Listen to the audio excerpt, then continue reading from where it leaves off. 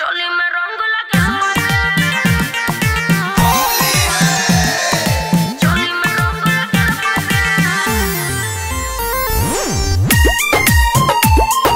चोली में रंग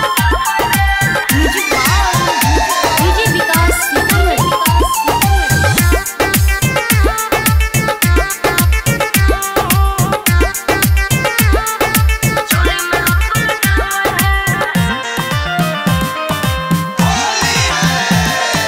ससुरा से होली में आई गेले यारवा के दिल पर छाई गेले कुछो नहीं बतेला तो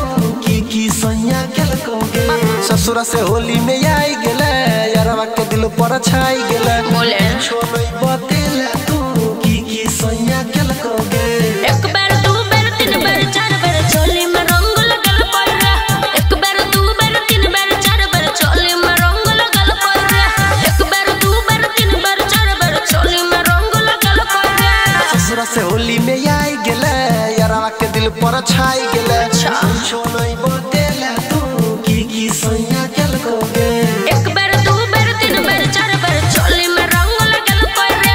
एक बार दो बार तीन बार चार बार चोली में रंग लगल पड़े की कहियो मटियार कला सुबह मटियार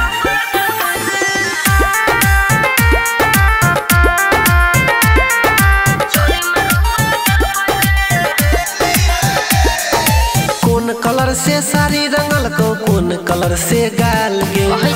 कलर लहंगा में दिल को भेलो लाले लाल गे कहियो रे सुने पियर रंग से साड़ी रंगल कई हरियर से मोर गाल रे लाल कलर लहंगा में दिल कई भेलो लाले लाल रे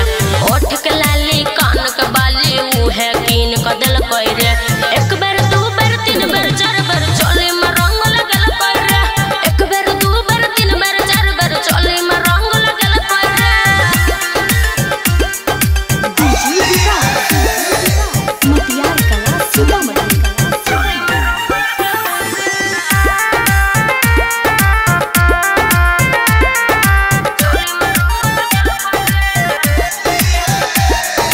चिकन खियल को कि मटन तोरा खियल को लेग पीस गे कोई बेर रनिया गाल में तोरा लल को बोले किस गे लाज नहीं हो छोड़े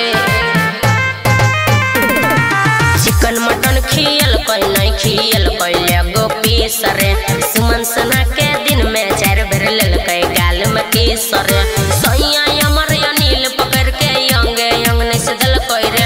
एक बार दो बार तीन बार चार बार चोली में रंग लगल पड़े एक बार दो बार तीन बार चार बार चोली में रंग लगल पड़े